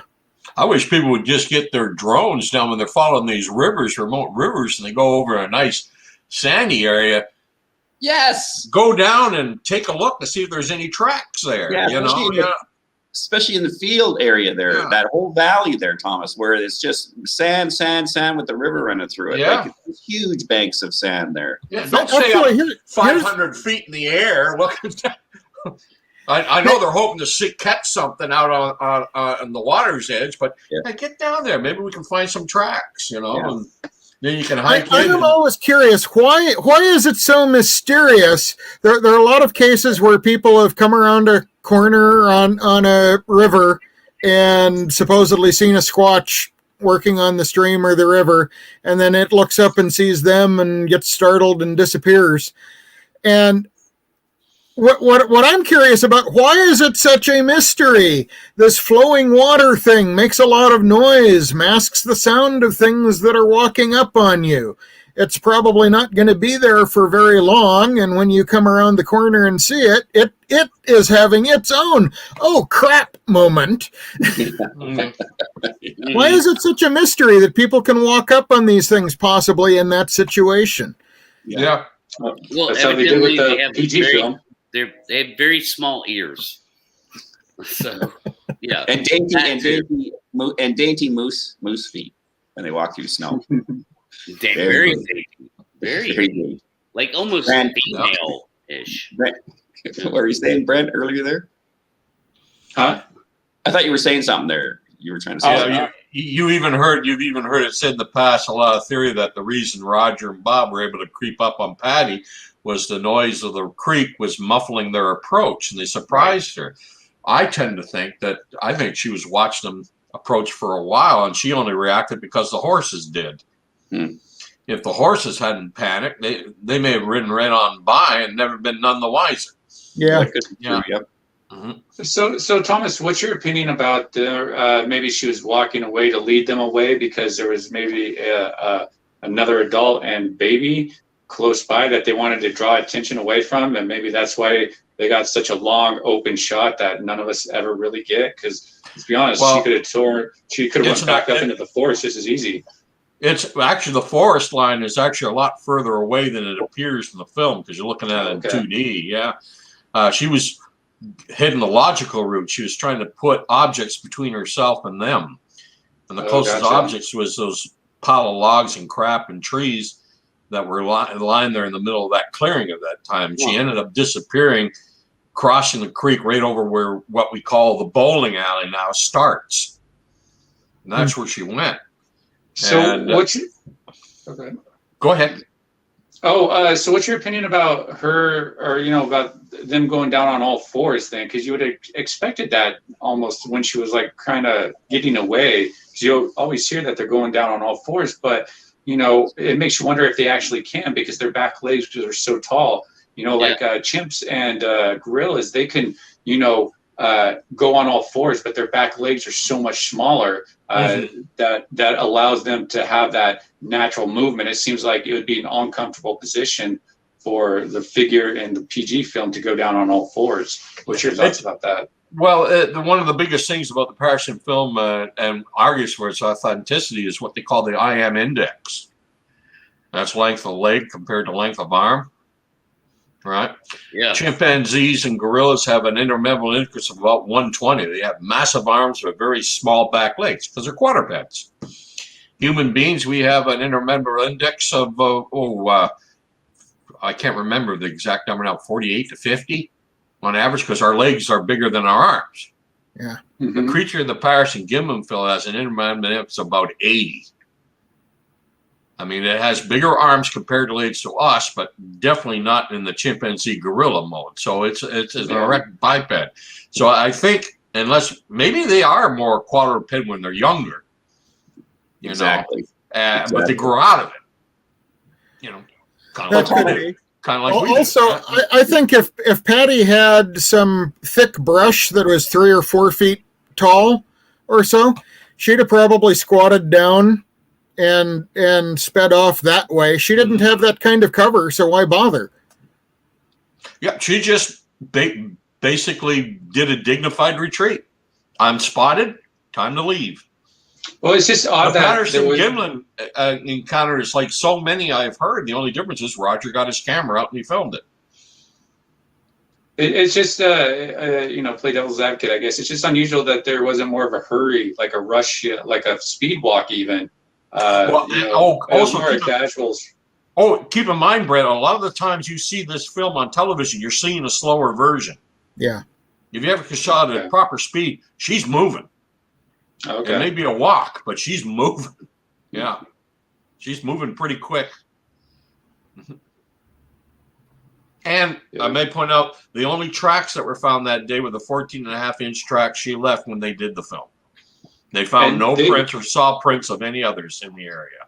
Yes, and they tracked those prints quite a distance too, didn't they? Like going up berms and like kind of, it's not like it just ended like 20 feet around. Like I said earlier, she disappeared right where the creek bends and starts going in a straight line, what we call today the bowling alley, where the creek is straight as an arrow with high.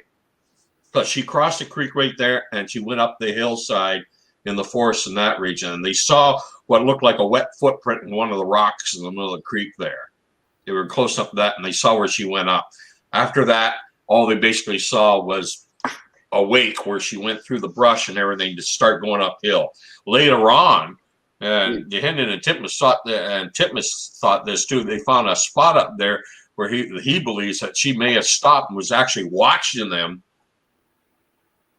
examine the tracks and recover the horses and things like that. So she may have been watching them for a little while. She may have been watching them the whole time they were in the area. We'll just never know. Yeah. And it's always possible that there were other figures around, but there's no evidence of it in the film. Some people say they see one here, they see one there, and other things. But as far as I know, what you see in the film is what you got. There was one creature. But wasn't there that brought Roger and Bob down to that area? Wasn't it prints of multiple creatures though? One that matched Patty's, but also a bigger one, which some might say is like the male. You're talking about the blue. You're talking about the Blue Creek Mountain tracks of August of September, or a little earlier. Okay. I guess. Yeah. I guess I am. Yeah. It's. I guess I'm confusing the two. Yeah. Okay. Yeah. There were tracks. One was 17.5 inches long. One was only 13 inches long. But the 14.5-inch prints of Patty weren't there. Okay. Yeah. Okay. But there were tracks at Blue Creek Mountain of at least, if they're authentic, 2 individuals. Now, when they went back out to Bluff Creek, did they find any additional prints? Not at the film site. Okay. Yeah. Yeah. Titmus went down there 9 days later and cast 10 of them in a row. And he looked all over the area at the time. And Hendon always said his biggest mistake was not going straight to the film site. He went to Al DeAtley's place to see the first showing of the film. And Titmus cast 10 of the prints in a row, and he looked a good look all around and saw no other footprints. And wasn't Jim McLaren there the day after or so? A couple of days after, yeah. A couple of days afterward. Matter of fact, Jim McLaren went down there with a guy who just passed away a couple of years ago. His name's gone out of my head. We interviewed him, and he has a rock solid memory. And Al Hodgson? No, not Al Hodgson. Oh God, I'd have to go off screen to find it. He just passed away. He only went because he had the 4-wheel drive, and he took Jim McLaren down. Yeah. His name's gone out of my head. But there were people there shortly after the film was. Hell yeah! Filmed. There were people. When the next day, when Lyle Laverty was there, he said there were several people there taking pictures of the prints. So there are other photographs of those footprints in albums or boxes in people's attics somewhere.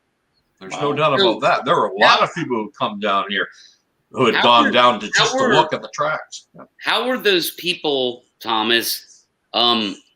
How were those people convinced are compelled to come down there with obviously at that point they wouldn't have even been able to see the footage.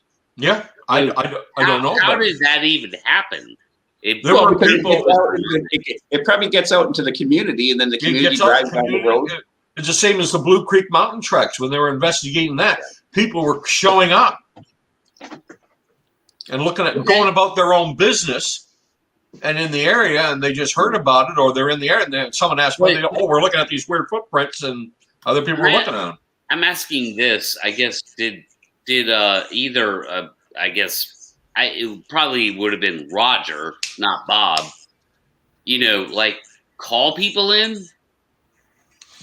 No, I don't think Roger did, or even Bob did, but I do think that when they stopped at Al Hodgson's store and word got out that this has happened, the word got around pretty quick. Okay. Yeah. Because so what was one of the things? What was one of the things Al Hodgson talked about in his hardware store in Willow Creek all the time with people? Bigfoot. Yeah. Interesting. Yeah. So telegraph, telephone, Hodgson. Yeah, just good old word of mouth. Word of mouth. Back in the day. Mm-hmm. Yeah, interesting. Yeah, matter of fact, I think Lyle Laverty once said he saw groups of people who were looking for it, but they had no idea really where the film site was. So we're looking in other areas. Yeah. Quite possible. Sure. Yep. And Lyle Laverty, well, he was doing his job and he heard about it. He went to take a look.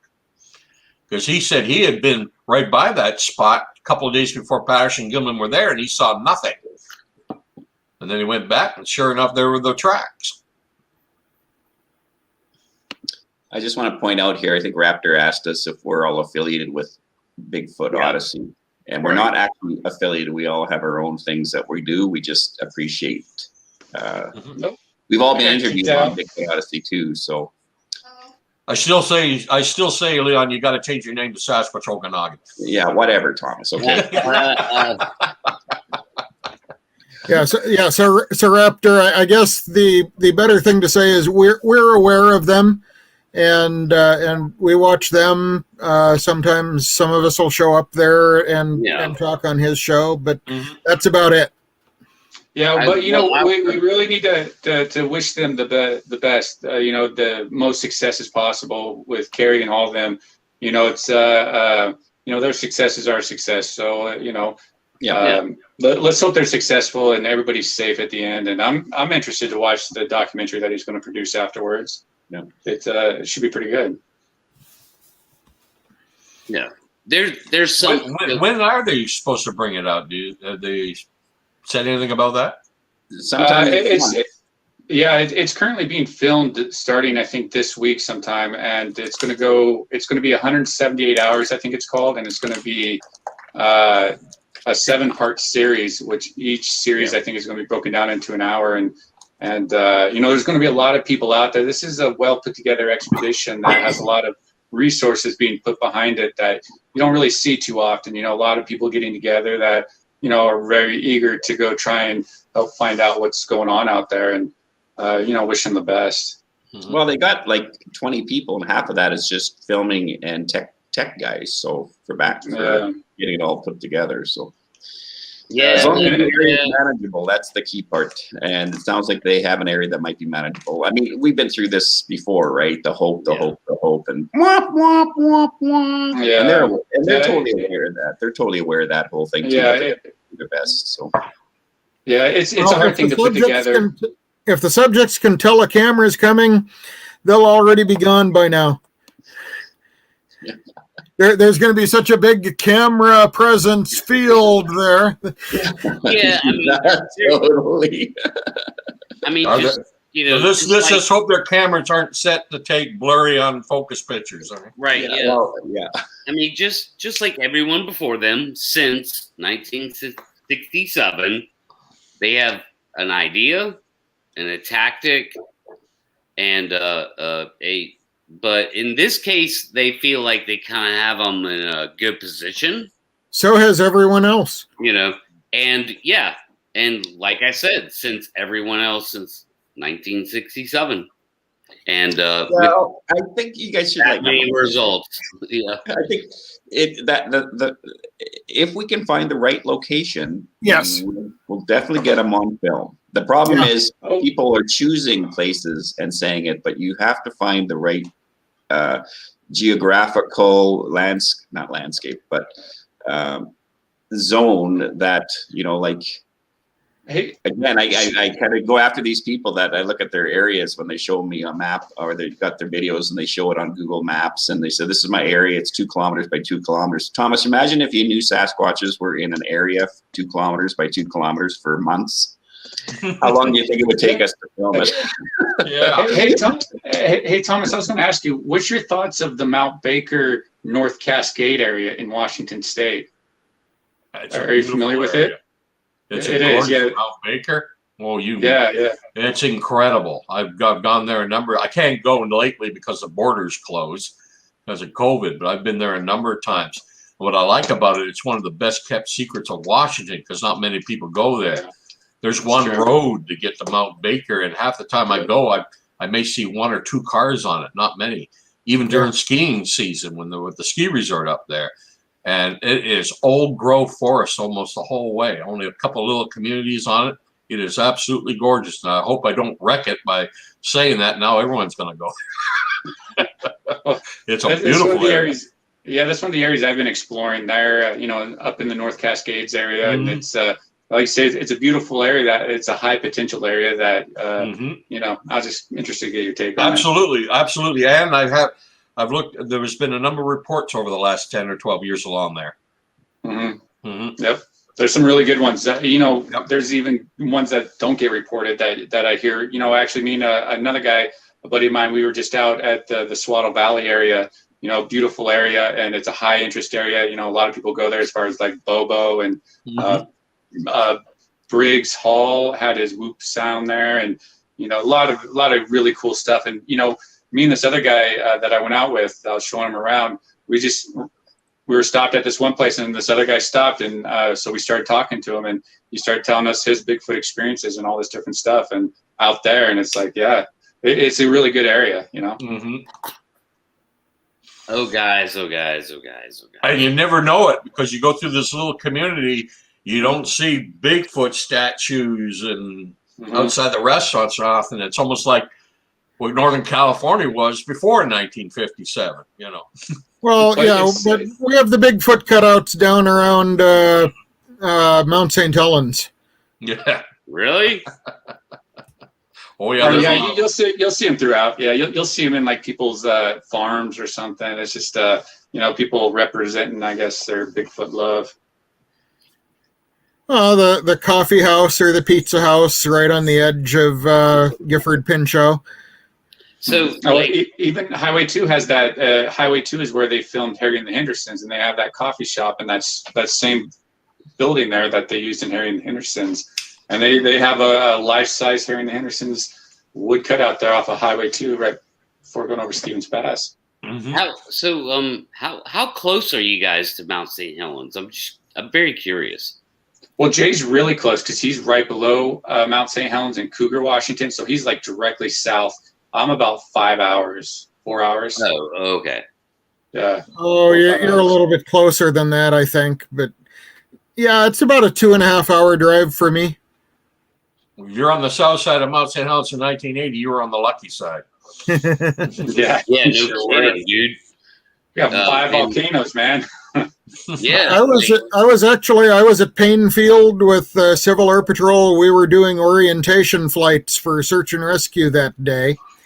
There were a bunch of exercises going on, and one of the things we noticed was, we'd hear people calling for radio signals that they weren't getting a response from anymore.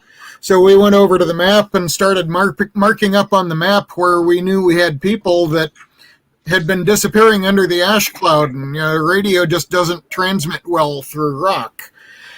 And listen, guy, I noticed in the chat everyone's we had a triangle. Yeah. I'm gonna just disappear for a minute. I'm gonna find that guy's name that I was talking about and went down there to the Bluff Creek site, and I'll be right back. Okay. We can talk about him. We can talk about Thomas behind his back. Go ahead. But we plotted search teams that had been disappearing from the radio, and we ended up with a big triangle that pointed right to Mount St. Helens. Wow. You don't suppose. Yeah. I was only a year old. I wasn't even a year old at that time, so yeah. I have no recollection. I remember a couple of years afterwards when people were like showing some of the ash and stuff, but that was a little bit before my time. Well, it wasn't a bright, clear day, so the news really didn't travel out very fast. It was late afternoon before it really started to hit the news that the volcano had erupted. Yeah. So what's interesting to me is if there were Sasquatch in that area, how remote is the east side of Mount St. Helens? The north side. The north flank is the one that that went down. It was an area that would have been primed. That's right by Ape Caves. I think is a little more north of that. I think is where Mark Mersell found it. It's just the next ridge over where the slide stopped was the actual Ape Cave, or not Ape Caves, but the cabin, Ape Canyon. Sorry, Ape Canyon. Is north of that ridge there. So there's a lot of people who had a lot of reports from that area. There's those mysterious reports of how the military helped Bigfoots during the whole Mount St. Helens thing, but there's zero evidence to back any of that up. It's just a claim that seems to be repeated ad nauseum without any sort of evidence, like how the tracks disappear in the middle of a snow forest. It's or a snowfield and stuff, and it could have gone nowhere else but up or wherever, but zero evidence to prove that there's tracks that do in there. It's just something that gets repeated that might not even really be true. And probably not. That's probably not true. There were 30 or so people in that whole area. And granted, the red zone was smaller than it should have been, so that logging could be going on.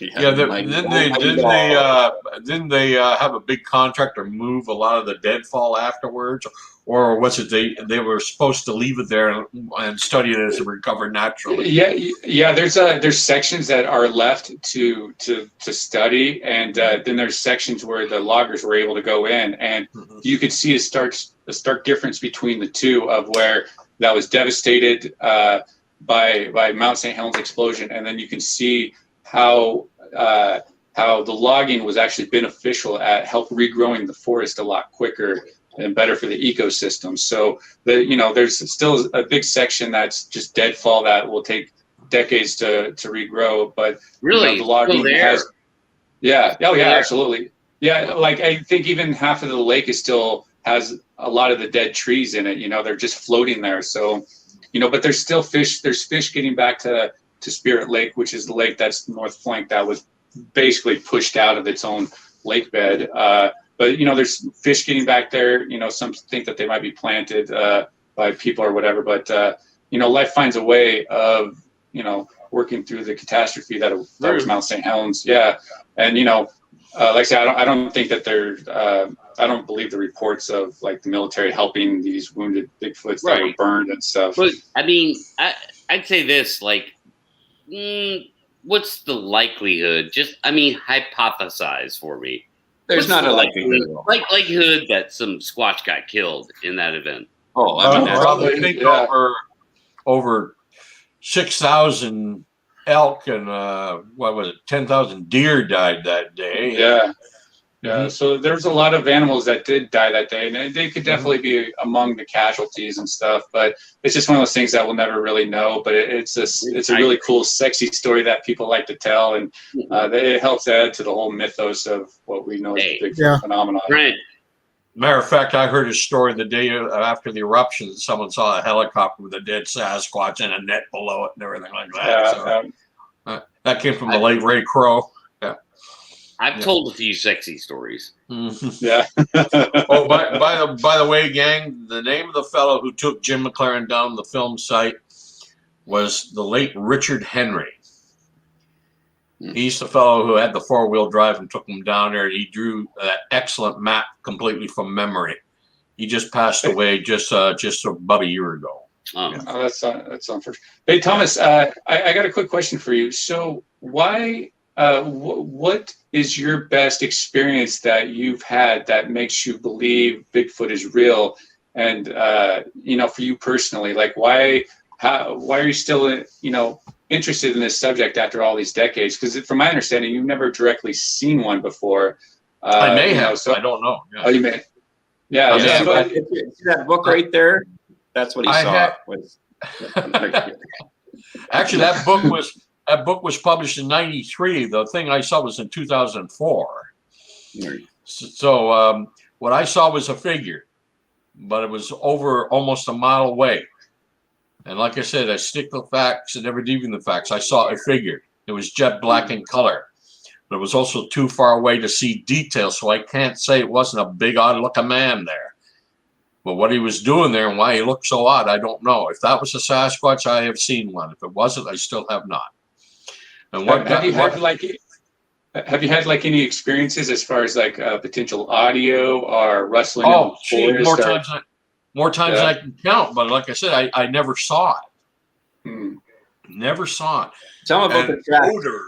I remember Bill Miller and I in this one session, a smell hit us like unbelievable that it compelled us to get out. And I actually went into the bush where he stayed back in the vehicle and looked around in there.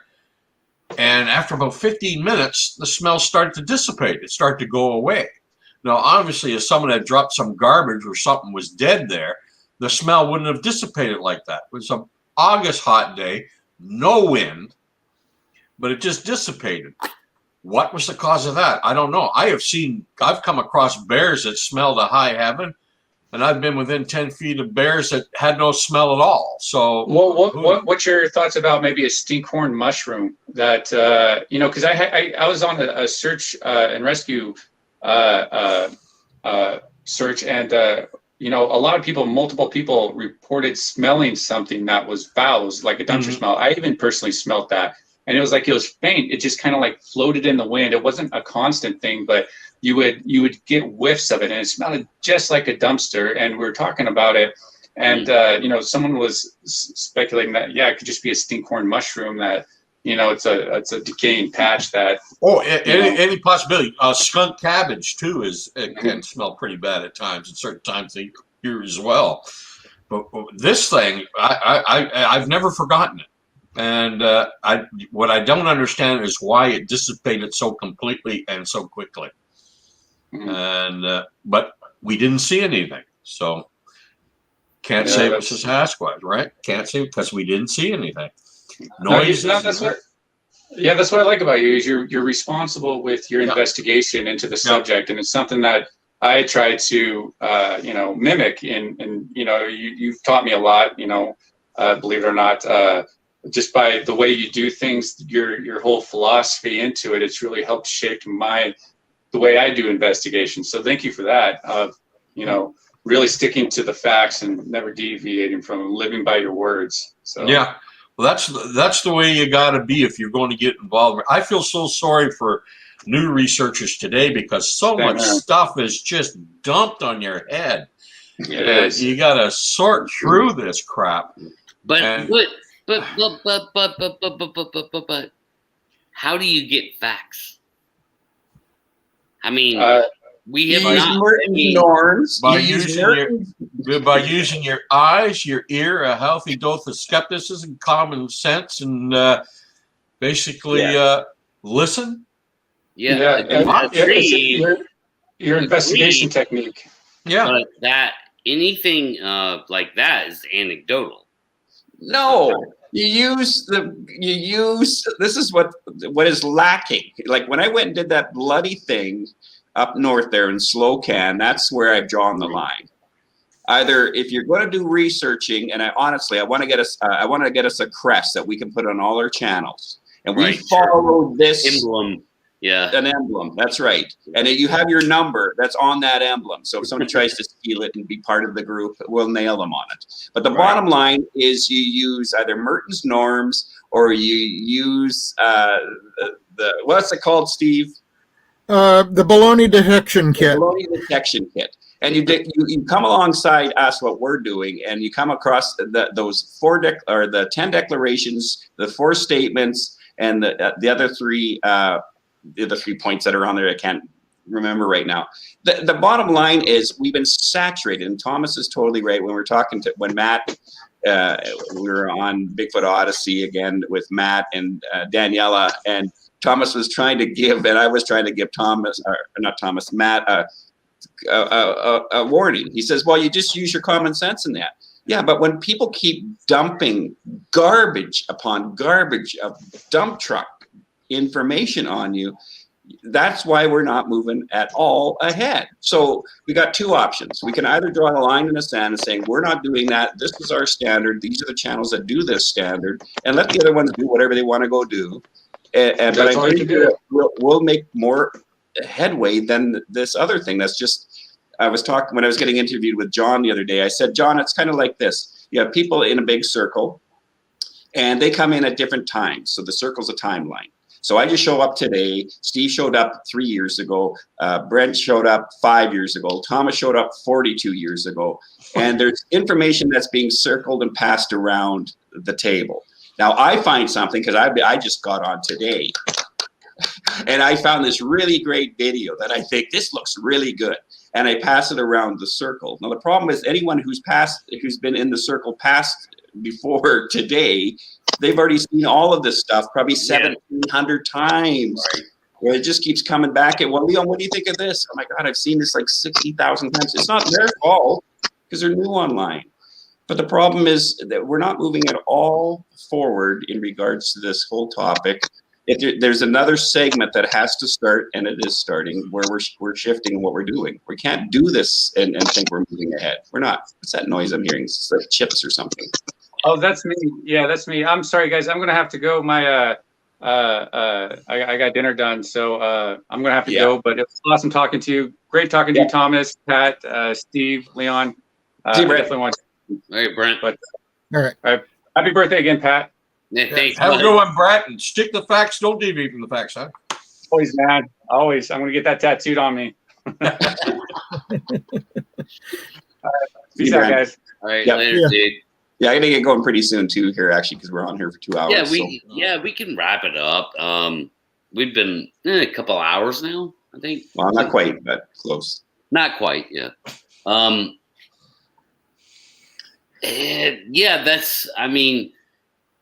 My whole thing is this. If you go out there and you boots on the ground, again, like I always reference the Patterson-Gimlin film, I don't know why they were able to get the footage they got. It could have just been a 1 in a million chance, or it could have been they were on horseback. There was a creek involved, I don't know. It could be either or a combination of both. It's probably a combination of a whole bunch of different things.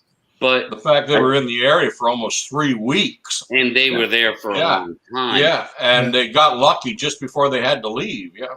And my whole thing is this. Since that footage has been captured, and to me that's absolutely 100% the best footage ever captured of the Sasquatch, in 50 plus years, we can't do better? That bumps the hell out of me too. Yeah. Yeah, you can't do better unless you up the game. That's the problem. Is we're doing this circular, crazy thinking. It's not working. If you keep doing what we're doing, we're not going to move anywhere in 20 years or 50 years or anything. We're going to find ourselves exactly where we are. That's why we're doing what we're doing. We're trying to do a shift. Shouldn't we have been as lucky in 50 years? I don't know. It's hard to calculate those odds. I can't understand why Parks Canada hasn't picked something up on their wildlife crossings over the Trans-Canada Highway. Those cameras have been there since the mid-90s. I did have somebody contact me saying, Leon, how much would you need to do that corridor? Yeah. Do that whole corridor with what am I looking for? Solar cameras. Solar cameras, yeah. Coca-Cola project. Somebody's interested in maybe financing that, so I'm going to be talking to them a bit more. I'll let you know about that. I didn't want to say. Sorry, I forgot we're online too. I was going to share that. But yeah, so they just contacted me last week. So just back that out in post. Yeah. In post. Yeah. What he's talking about, Pat, is the Coca-Cola Highway. There's wildlife tunnels all along that highway. Wildlife has to use them.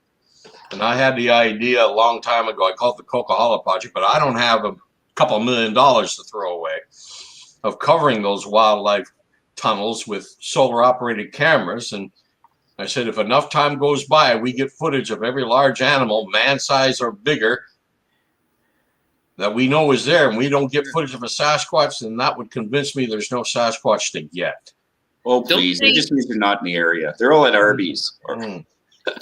I'm sorry, but don't the wildlife crossings in 2021, don't they all have cameras? No.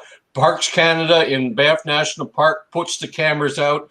A couple of days here, a couple of days there, a couple of days, but they're not permanent. Oh. But I'm surprised by that. I'm very surprised. However, since the mid-1990s, they have picked up footage of everything you can think of, except, guess what? Yeah. Well, of course. They don't like cameras. I mean, they even got footage of some pretty strange-looking people. I mean, they just these Sasquatch thingies, man. They don't like cameras. That is a real significant problem. Yeah, well, they still have to cross the Trans-Canada Highway like everything else does. So, and I'm baffled as to how they would know what the hell a camera is. Yeah, except that you're pointing something at it. Well, obviously, maybe they disappeared into the fourth dimension, or and the orbs come across. That's the way they explain that away. That's why I'm not looking for Bigfoot. Well, I guess I'm calling it Bigfoot now. Sasquatch is the large hairy hominid. Bigfoot is everything else. I'm trying to understand what people are experiencing in this research area that I'm looking at, because they think they're experiencing Bigfoot. I have no reason to doubt that.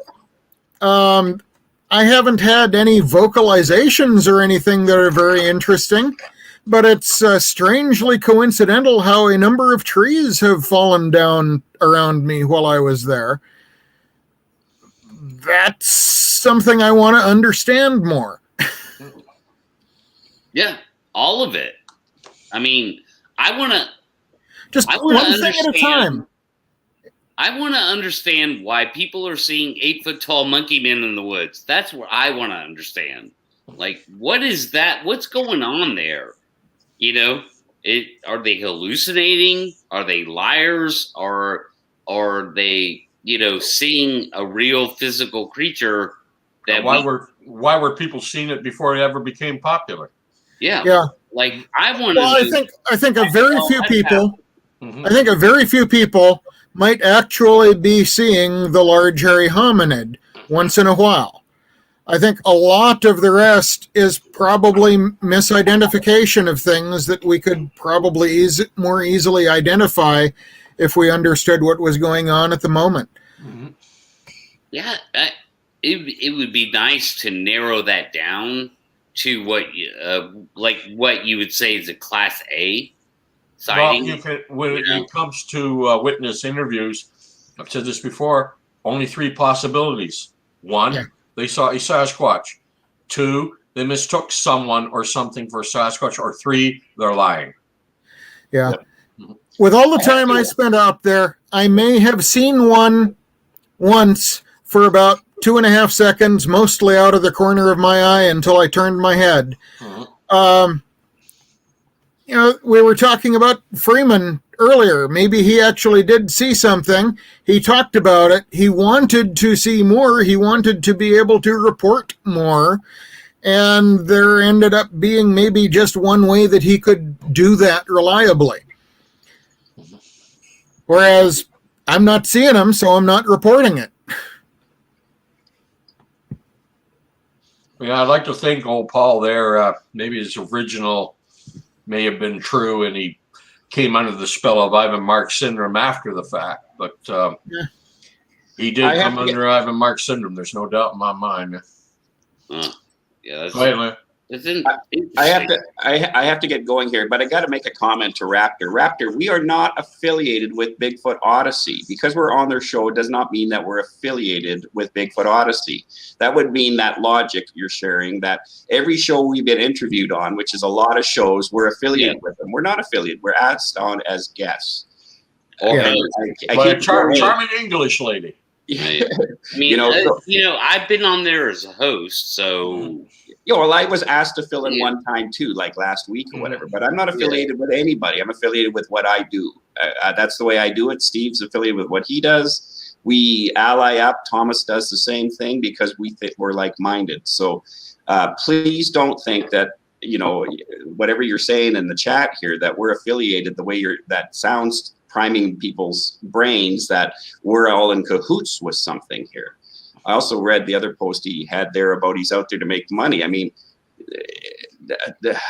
I know Kerry pretty good, and he's put a lot more money out than most people put in regards to this kind of stuff. And he was prepared to suck it down the first time when he announced, and then COVID came in. That's why they couldn't get out there to do what they were supposed to do for a whole year. Yeah, right? For 42 years, I sure haven't made a lot of money on Sasquatch. It sure emptied my bank account off. Yeah, well, totally. That's what I'm meaning, is this whole idea that people can make, you can't make jack squat on doing this, this stuff. This is, most of the coverage people see of Justin from Mountain Beast Mysteries, all of his beautiful mountain shots and that. Yeah, I supported him financially. I got him drones to do that. So I like to support people who I think are helpful in moving this whole thing forward here. I mean, trust me, in this documentary I'm doing, I think John quoted me as saying, Leon has a technique to be able to, like, as far as a baloney detector goes, but I think he worded it like, can find a person who's conning a person faster than a pack rat can in the middle of in a barn, and you can. And that's why if you use the baloney detection kit, you can tell whether a person, just by saying that. I'm waiting to hear a scientific term out of their mouths about what scientific term they're using in regards to research. Because if they're not using that, then there's no way I can trust what they're saying. So I'm sorry, I'm a little agitated here. Well, I'm not agitated. I'm just agitated at the narration I'm hearing over to my right here with no one responding. I see a few people responding back to him, and I'm not attacking you, Raptor, because I appreciate some of your comments. So I'm attacking you, Raptor. But I'm not attacking anybody, because I'm drawing a line in the sand about the insanity that's out here, and it is insane. Yeah, we're not affiliated. We're aware of each other, and we're moving in the same sort of general direction. Yeah, and there's a shift happening online, and people won't like it. We do interact again. Full disclosure, I've co-hosted, a dozen episodes of, Researchers Report on Bigfoot Odyssey's channel, but I don't interact with Kerry about this mission. I have no details. Like, I'm general, but I'm not a part of that. I'm not a part of the Florida thing.